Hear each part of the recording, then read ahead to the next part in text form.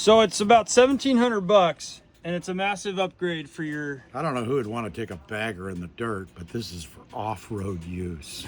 It's the Impact ECU. Oh yeah, wait, this side, here you go. There you go. There's a plug to plug your cord into too. Real simple. So we're selling these online, and tell people why they should get one. What does it do?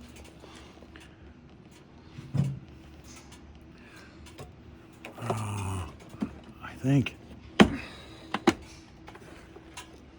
Well, compared to this, these two in comparisons, there's just no comparison. I would say 20 horsepower. 20 horsepower. I would say 20. 15 to 20 more horsepower to use this over this. Now, when you're doing all your magic, what do you change in this? Like the speed limiters and the throttle response and the speed limiters, we just turn those things off. I don't even know what the hell those things are. Speed limiters. What's a speed limiter? I don't know. Something that stops you from going down the highway. Speed limiters, change the throttle ramps, make it so you don't have that jerky shit on the freeway when you hit the bumps in your hand because the new switches are so sensitive. We change a lot of things inside of them. It's basically, you got to know what you're doing to tune one of those. And if you have somebody that can do a tune on one of those, it's pretty good. You know, and the owner of the company, his name's Ben, he backs up his product. You got an issue, he'll crawl right in through the internet and help you out. You have full support of the company. Any warranty issues, anything like that, it's all taken care of. And honestly, I haven't had a bad one yet, and I've probably done 350 to 400 of them. So anybody that's talking their bullshit about me, well, next when you order 20 at a time, you let me know. Yeah. But those take a real tuner to do. Guy that say he can't do it, don't even go to him. It's not even worth it.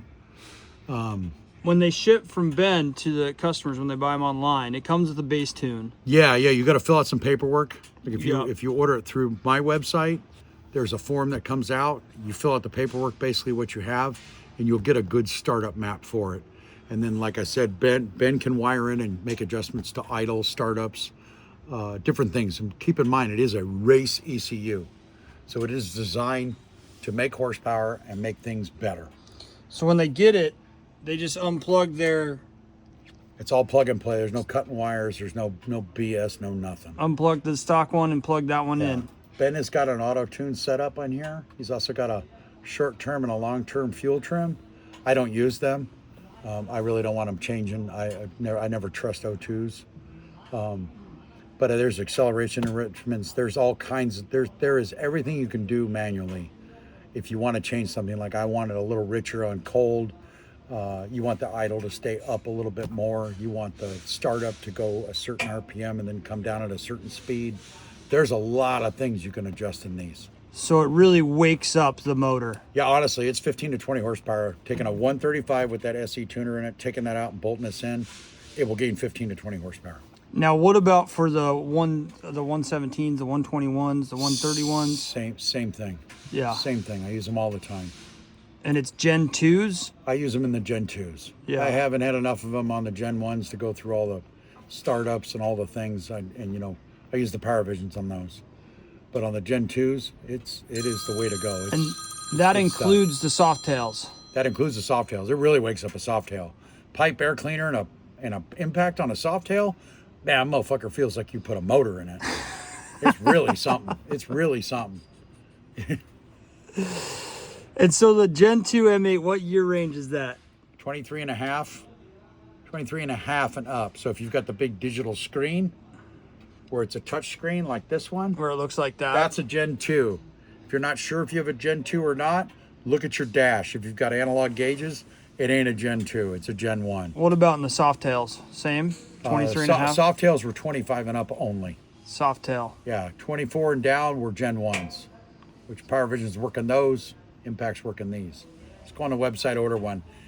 It takes right now about 2 to 3 weeks to get it. So if you're planning on getting one, get in and order it.